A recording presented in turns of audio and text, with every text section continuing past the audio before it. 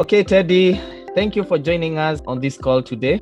Maybe you can start by, letting us know who you are and what you do. Okay, sure. Yeah. So my name is Teddy Kinyajui.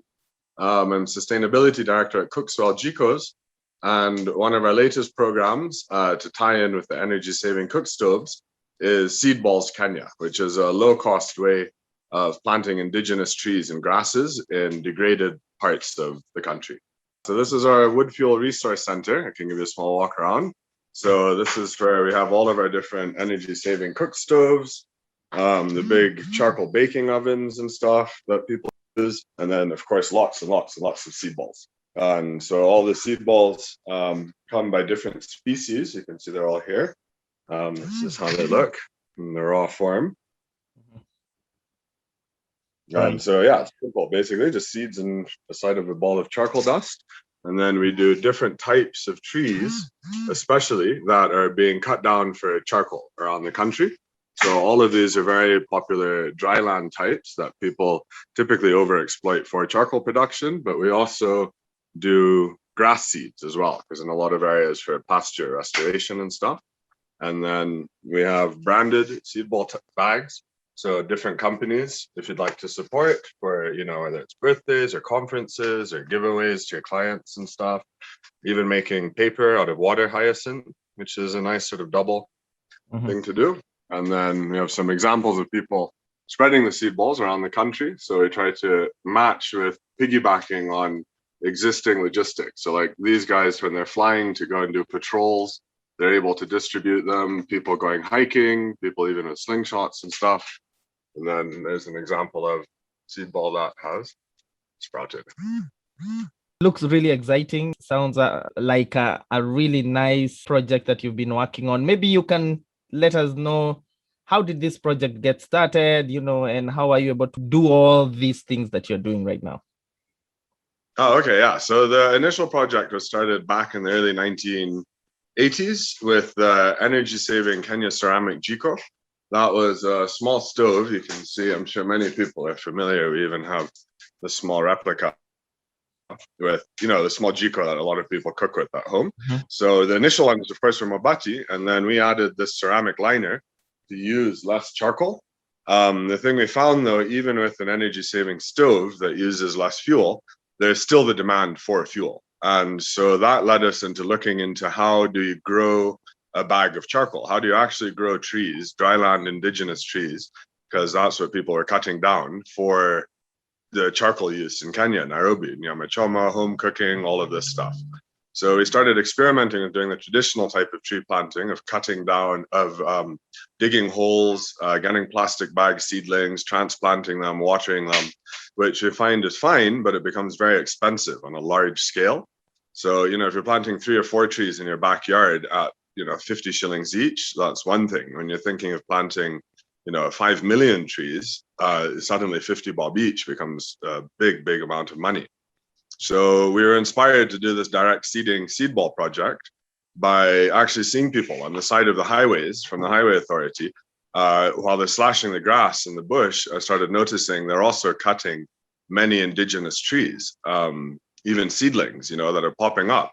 So we did some research on that and found it's actually the sand lorries taking river sand to building sites. There's seeds inside of the sand and they blow off in the wind, which of course made me start thinking, wait a minute, where did all of the trees in Kenya in the first place come from? If it wasn't from a lucky seed landing in the right place, people weren't digging holes with djembes and putting plastic bag seedlings in 1,000 years ago.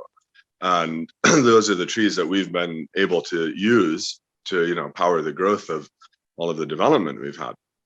All right. So that led us back into thinking about how to lower the cost by using direct seeding with these different types of indigenous trees, especially the types that are being cut down for charcoal in different parts of the dryland areas.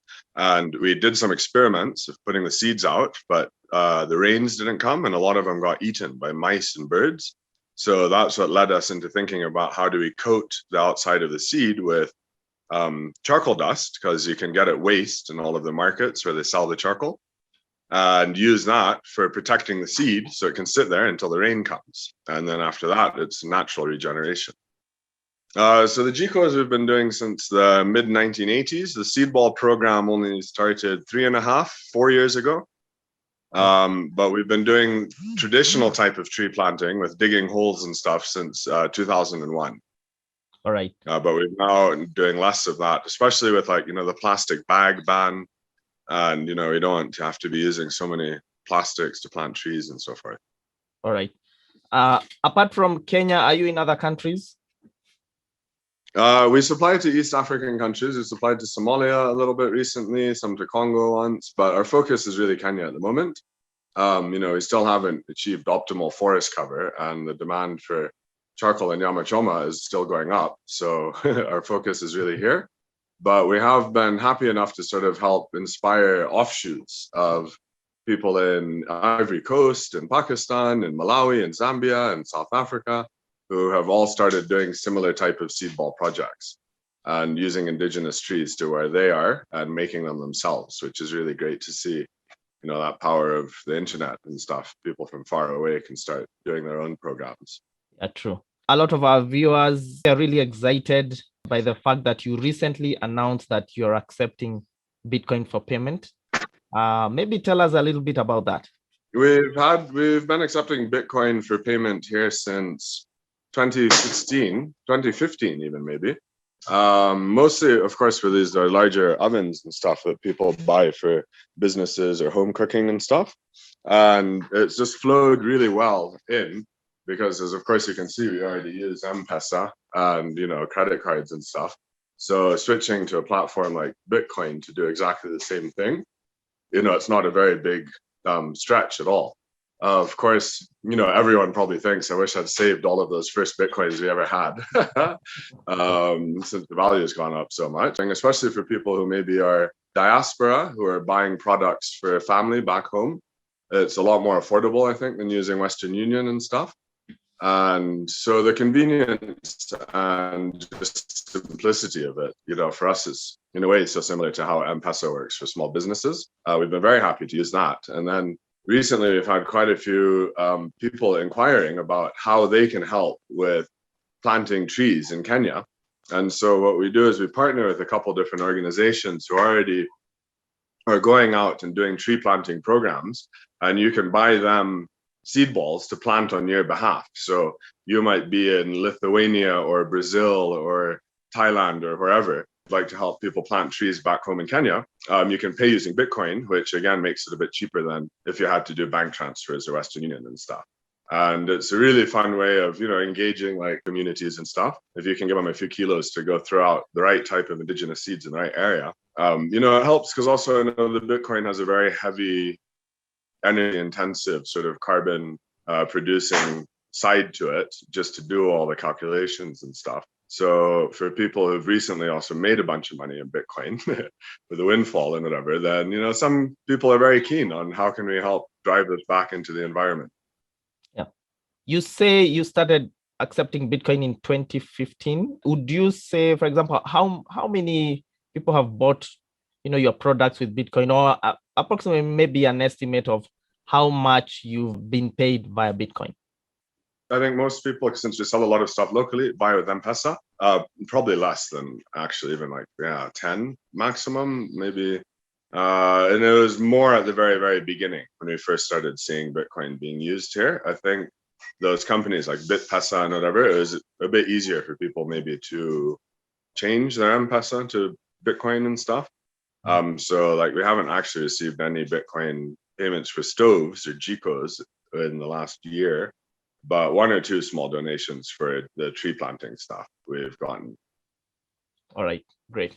Apart from Bitcoin, are you thinking of accepting other forms of payment, maybe other types of cryptos? I think if people offer, we're very happy, especially if it's certain types of setting up a program for helping plant more trees or whatever. We'd be very keen on looking into that sort of stuff. We're happy to barter, of course, so you can even go very old fashioned if one wants. But no, right now we are not actively going out and marketing to some of those other types of cryptos and stuff, but we are happy to listen and see if it can work and be something that will help us with our business and also Kenya with growing more trees, of course. Yeah, definitely.